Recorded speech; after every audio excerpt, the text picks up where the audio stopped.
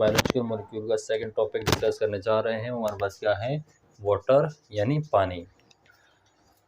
हमने पिछली क्लास के अंदर बायोलॉजिकल मॉलिक्यूल का इंट्रोडक्शन दिया था, तो आज हम बायोलॉजिकल मॉलिक्यूल में हम क्या स्टार्ट करने वाले हैं, वाटर। सबसे पहले अगर हम पानी देखें, वाटर यानी H2O, वाटर का फार्मूला क्या है, केमिकल फार्मूला है H2O। इसके अंदर एक ऑक्सीजन और इसके साथ साथ हाइड्रोजन, दो हाइड्रोजन के एटम जुड़े होते हैं। किस चीज़ के ज़रिए, हाइड्रोजन और ऑक्सीजन के दरमियान जो बॉन्ड होता है वो क्या होता है, कोवैलेंट बॉन्ड। ठीक है, यानी कोवैलेंट बॉन्ड से दोनों आपस में क्या होते हैं, अटैच होते हैं। अगर हम देखें कि आपके पास फर्क, आपके पास क्या है, ऑक्सीजन है, या आपके पास क्या है, हाइड्रोजन। ठीक है, वाटर का स्ट्रक्चर कुछ यूँ होता है इस तरह। ठीक है, ये दरअसल क्या है, आपका वाटर का फार्मूला है, इसका स्ट्रक्चर कैसा होता है, ऐसा। ठीक है, अब यहाँ पर अगर देखें तो इस पर इन ऑक्सीजन पर पार्शियल नेगेटिव चार्ज और हाइड्रोजन के ऊपर क्या होता है, पार्शियल पॉजिटिव चार्ज मौजूद होता है। समझ में आ रहा है। तो ये आपके पास क्या है, वाटर का स्ट्रक्चर कुछ यूँ होता है। अगर हम देखें वाटर की कुछ इंपॉर्टेंस के बारे में अगर हम डिस्कस करते हैं कि वाटर की जो इम्पोर्टेंस है वो एक लाइफ के अंदर वो एक वाइटल रोल प्ले करती है। जैसे कि अगर हम देखें एनिमल सेल के अंदर, यानी जो भी प्लांट सेल ले लें, एनिमल सेल ले लें, बैक्टीरियल सेल ले लें, तो एनिमल सेल के अंदर 70% से लेकर 90% तक क्या मौजूद होता है, वाटर मौजूद होता है। ठीक है, पर से आपको बस क्या है, ये सेल है, ये सेल का न्यूक्लियस है, ये सेल का क्या है, पूरा प्रोटोप्लाज्म है। अब इस प्रोटोप्लाज्म के अंदर वाटर की जो मिकदार हो सकती है वो 70 से लेकर 90% के आसपास मौजूद होती है। अब 70 से लेकर 90% क्यों लिखते हैं, क्योंकि ये सेल टू सेल वेरिएट करता है। किसी सेल के अंदर पानी की मिकदार ज़्यादा होती है, किसी सेल के अंदर वाटर की मिकदार कम होती है। इसलिए जो एवरेज हम क्या लिखते हैं, 70 टू 90%। ठीक है, अब 70 टू 90% का मतलब ये है कि पानी एक बेसिक चीज़ है, एक बुनियादी अंसर है किसी भी सेल का। ठीक है, इसका मतलब ये भी हो सकता है कि दुनिया के अंदर जितने भी केमिकल रिएक्शन होते हैं, इसमें ज़्यादातर केमिकल रिएक्शन पानी के अंदर पार्टिसिपेट होते हैं, यानी पानी के अंदर वो क्या करते हैं, डिसॉल्व होते हैं। इस वजह से भी सेल के अंदर भी केमिकल रिएक्शंस होते हैं, प्रोटीन्स बनते हैं, प्रोटीन्स टूटते हैं, कार्बोहाइड्रेट्स बनते हैं, टूटते हैं। ठीक है, एंजाइम्स बनते हैं, टूटते हैं। तो डिफरेंट प्रोसेसेस, कैटाबॉलिक और एनाबॉलिक दोनों प्रोसेस वाटर के अंदर होते रहते हैं, इस सेल के अंदर होते रहते हैं, और ज़्यादातर जो रिएक्शन होते हैं किसके अंदर होते हैं, वाटर के अंदर होते हैं। क्लियर यहाँ तक। तो हमारे पास क्या है, वाटर का फार्मूला है H2O, और हमारा जो सेल होता है 70 से लेकर 90% तक वाटर पर मुश्तमिल होता है। समझ में आ रहा है। तो आपके पास क्या है, ये आपके पास क्या है, वाटर का स्ट्रक्चर। अगर हम यहाँ पर देखें, ऑक्सीजन एक ऑक्सीजन एटम है, आपके पास क्या है, दो हाइड्रोजन, यानी एक ऑक्सीजन से दो हाइड्रोजन एटम अटैच हैं। किस चीज़ के ज़रिए, एक कोवैलेंट बॉन्ड के ज़रिए अटैच होते हैं, यानी हाइड्रोजन और इन हाइड्रोजन और ऑक्सीजन के दरमियान जो बॉन्ड होता है वो क्या होता है, कोवैलेंट बॉन्ड होता है, यानी इलेक्ट्रॉन आपस में क्या करते हैं, शेयर करते हैं। ठीक है, हम अगर यहाँ पर देखें कि ऑक्सीजन एक बड़ा एटम है, इसके अंदर 8 प्रोटॉन होते हैं, और हाइड्रोजन एक छोटा एटम होता है जिसके अंदर 1 प्रोटॉन होता है। ठीक है, अगर हम देखें हाइड्रोजन और प्रोटॉन पर क्या चार्ज होता है, हम जानते हैं पॉजिटिव चार्ज होते हैं। ठीक है, तो अगर हम यहाँ पर देखते हैं कि हाइड्रोजन और ऑक्सीजन के दरमियान एक डिफरेंस है, किस चीज़ का, चार्जेस का, कि ऑक्सीजन पर पार्शियल नेगेटिव चार्ज है और हाइड्रोजन पर पार्शियल पॉजिटिव चार्ज है। अगर हम इसकी इलेक्ट्रोनेगेटिविटी देखते हैं तो हाइड्रोजन और ऑक्सीजन के दरमियान क्या होता है, इलेक्ट्रोनेगेटिविटी का डिफरेंस है। ठीक है, यानी आपके पास हाइड्रोजन और ऑक्सीजन में क्या डिफरेंस है, इलेक्ट्रोनेगेटिविटी का। वजह ये है कि ऑक्सीजन एक बड़ा एटम है, इसके पास अट्रैक्शन की ताकत ज़्यादा होती है एज कम्पेयर टू हाइड्रोजन। इस वजह से क्या करता है, इस डिफरेंस की वजह से, यानी इलेक्ट्रोनेगेटिविटी की डिफरेंस की वजह से ऑक्सीजन और हाइड्रोजन के दरमियान क्या होता है, पोल्स बनते हैं, जिसका नाम क्या है, जिसको हम क्या नाम देते हैं, डाइपोल। ठीक है, इसलिए हम कहते हैं कि वाटर के जो मॉलिक्यूल हैं, ये क्या होता है, डाइपोल। डाइपोल मतलब कि इसके ऊपर डिफरेंट चार्जेस हैं, नेगेटिव और पॉजिटिव, 2 पोल्स होते हैं, एक पॉजिटिव और दूसरा नेगेटिव। ठीक है, इस वजह से हम वाटर को क्या कहते हैं, वाटर के जो मॉलिक्यूल हैं हम इसको कहते हैं पोलर मोलिक्यूल। वाटर के मोलिक्यूल हम क्या नाम देते हैं? पोलर मोलिक्यूल का नाम देते हैं। ठीक है, तो ये हमारे पास क्या था वाटर के बारे में कि वाटर का स्ट्रक्चर। इस वाटर का जो फार्मूला होता है H2O होता है। वाटर के अंदर एक ऑक्सीजन और 2 हाइड्रोजन पार्टिसिपेट करते हैं। ऑक्सीजन के ऊपर पार्शियल नेगेटिव चार्ज और हाइड्रोजन के ऊपर क्या होता है? पार्शियल पॉजिटिव चार्ज मौजूद होता है। ठीक है, इस चार्जेस के डिफरेंस की वजह से, यानी इलेक्ट्रोनेगेटिविटी की जो डिफरेंस है, इलेक्ट्रोनेगेटिविटी का मतलब ये है forces of attraction between atoms, यानी एटम्स के दरमियान जो कुव्वतें कशिश होती हैं, फोर्स ऑफ अट्रैक्शन होता है, वो क्या है? इलेक्ट्रोनेगेटिविटी। दोनों के अंदर फोर्स ऑफ अट्रैक्शन डिफरेंस है। ऑक्सीजन के पास अट्रैक्शन की ताकत ज़्यादा होती है एज कम्पेयर टू हाइड्रोजन। इस वजह से इस बिहेवियर को या इस प्रोसेस को हम क्या नाम देते हैं? डायपोल। ठीक है क्या नाम देते हैं? डायपोल। और इसी बिना पर हम वाटर को क्या नाम देते हैं? Water is a polar molecule. ठीक है, तो हमारे पास क्या था? वाटर का, इन वाटर के बारे में ब्रीफ इंट्रोडक्शन। अभी हम जो डिस्कस करने वाले हैं वो हमारे पास क्या है? वाटर की प्रॉपर्टीज़ के बारे में हम डिस्कस करते हैं।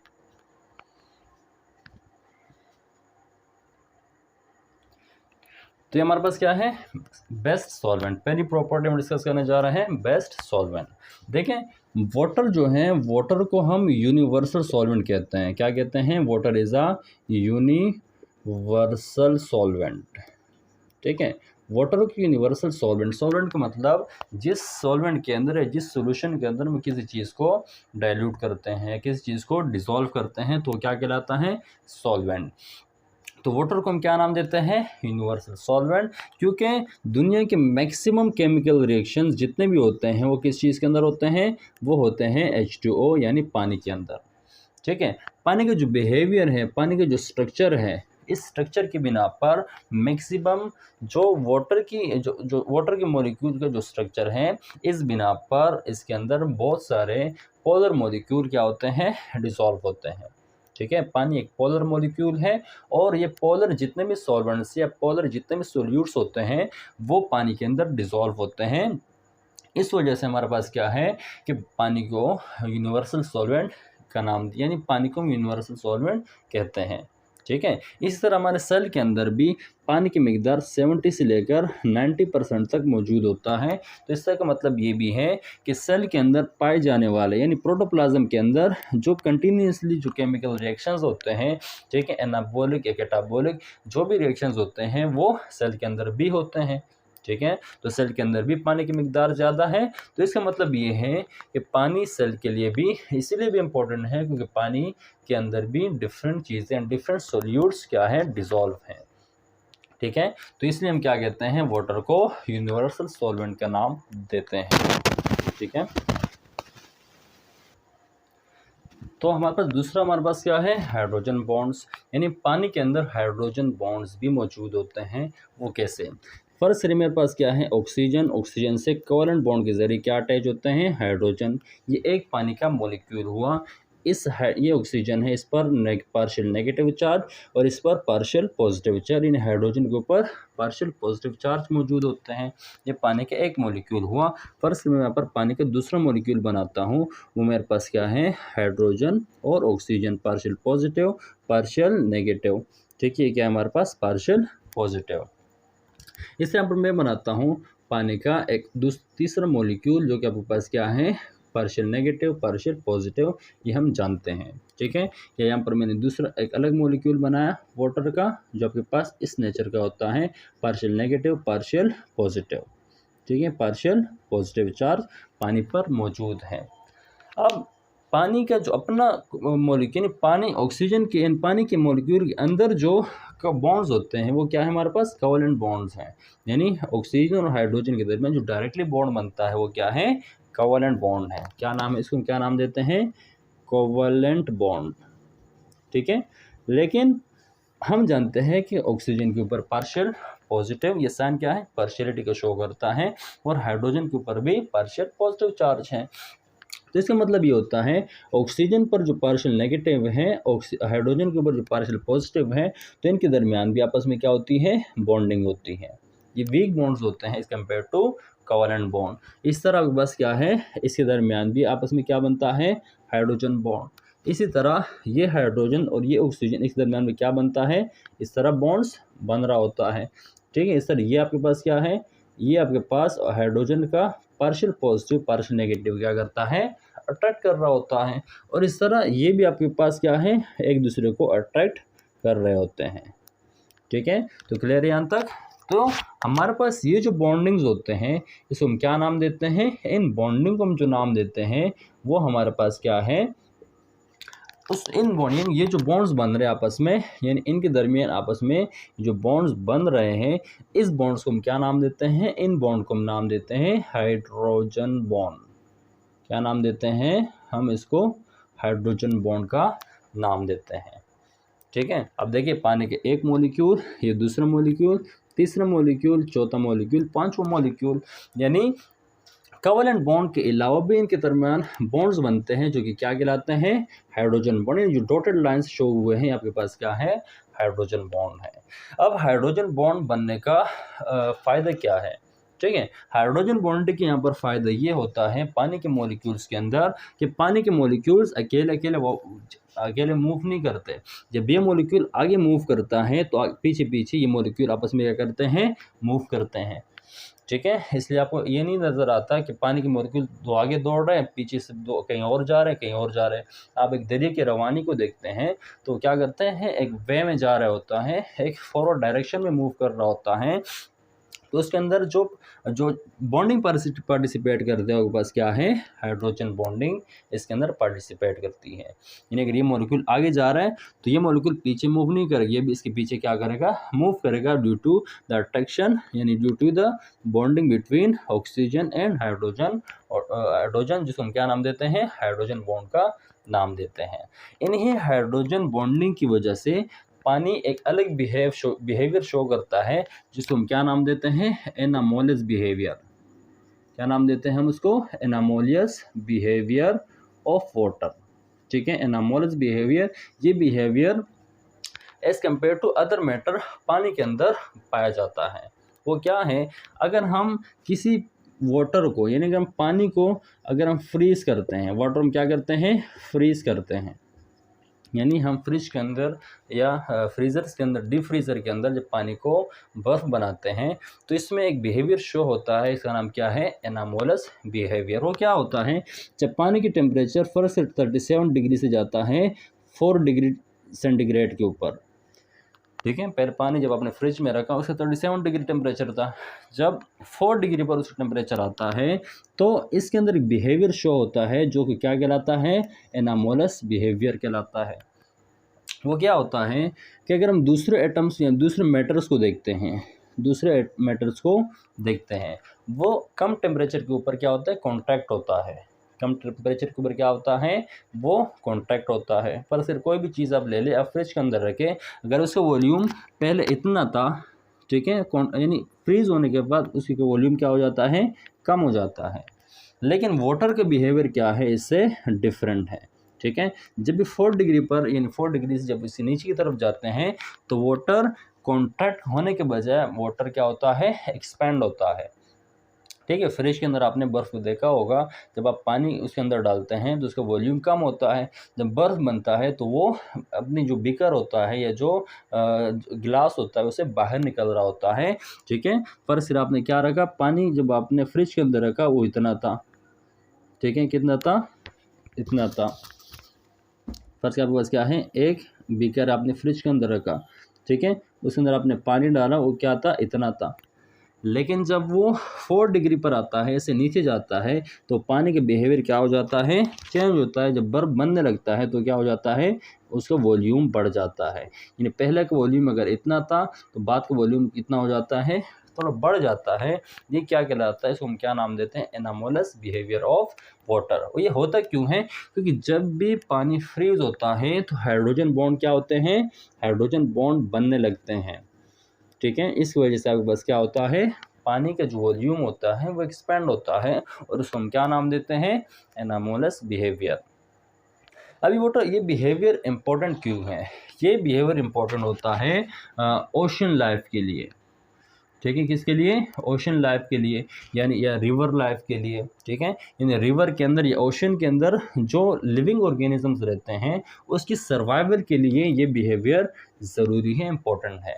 यानी इसी बिहेवियर की वजह से जो सरतरीन इलाके होते हैं जहाँ पर समंदर भी जम जाता है, तो उसमें क्या होता है, इस बिहेवियर की वजह से क्या होता है, हाइड्रोजन बॉन्डिंग की वजह से, एक्सपैंड होने की वजह से जो लिविंग लाइफ होती है समंदर के अंदर या दरियाओं के अंदर, उसमें क्या करें, सर्वाइवर के लिए ये एनामोरस बिहेवियर बहुत ज़्यादा इम्पोर्टेंट है और अहम किरदार अदा करता है, जिसके ज़रिए समंदर के अंदर जो लाइफ होती है वो सर्वाइव करती रहती हैं। ठीक है, तो समझ में आ रहा है।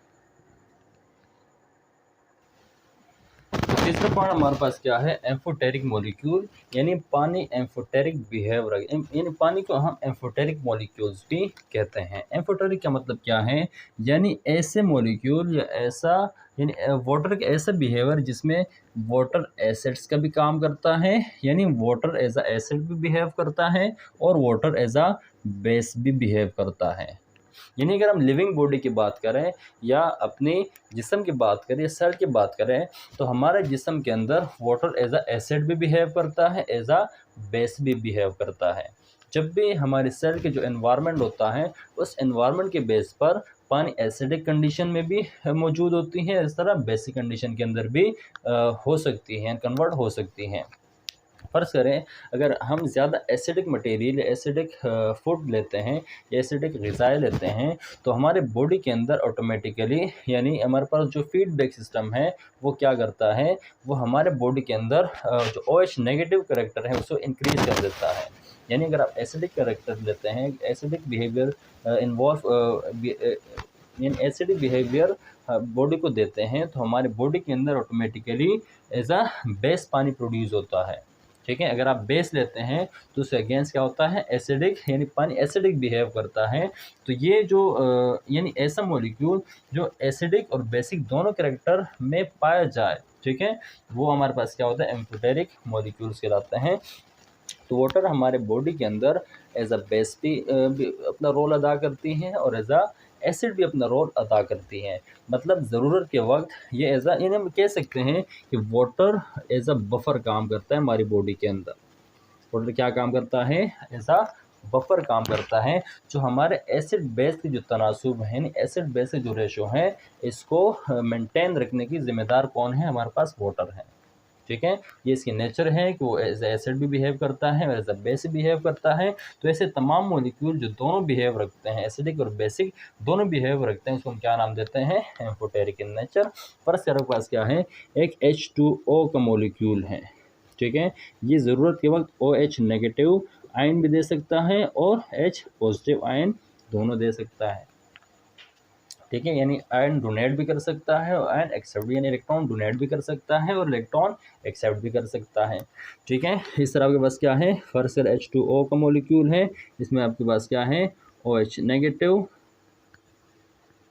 ठीक है, OH नेगेटिव, ठीक है, प्लस H पॉजिटिव। ठीक है, तो इसमें क्या है, अगर इक्वेशन बनाए तो हमारे पास क्या होता है, 2H3O, ठीक है, और साथ में क्या है, OH नेगेटिव। ठीक है, तो हमारे पास क्या है, ये बिहेवियर ऐसा रख सकता है, जिसमें हमारे पास ये क्या है, एसिडिक शो करता है और ये आपके पास क्या है, ऐसा बेस शो होता है। तो नेक्स्ट हमारे पास क्या है, एक हमारे पास इक्वेशन है, H2O एज अ एसिड भी बिहेव करता है, ठीक है, एज अ बेस भी बिहेव कर सकता है। समझ में आ रहा है, यानी ऐसा मॉलिक्यूल जो एसिडिक और बेसिक दोनों प्रॉपर्टीज़ रखें, तो ऐसे मॉलिक्यूल्स हम क्या नाम देते हैं, एम्फोटेरिक इन नेचर।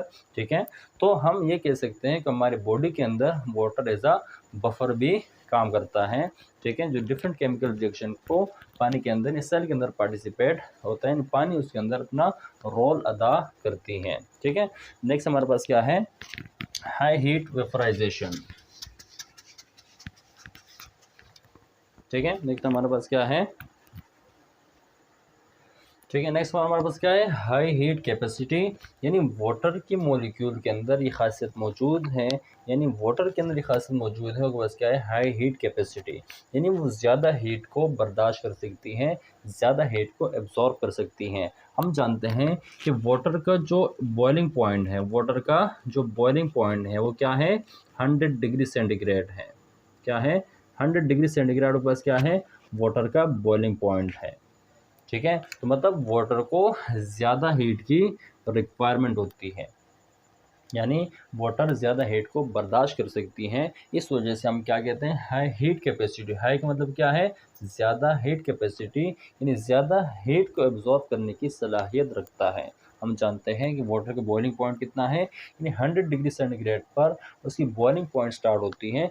इस वजह से वाटर जो हमारे सेल के अंदर ज़्यादा मिकदार में मौजूद होता है, वो क्या कर सकता है, सडन हीट, यानी सडन चेंज होती है हीट के अंदर, अचानक टेम्परेचर 55-60 डिग्री तक पहुंच जाता है। तो इस कंडीशन के अंदर वाटर का एक बेसिक रोल है, जो हमें जो हमें हाई हीट है, यानी जो हमें ज़्यादा हीट से महफूज रखती हैं। तो वाटर हमारे पास क्या है, हाई हीट कैपेसिटी है। ठीक है, यानी हाई हीट कैपेसिटी का मतलब ये है कि वाटर के पास ये सलाहियत मौजूद होती है कि वो ज़्यादा हीट को बर्दाश्त कर सकती हैं।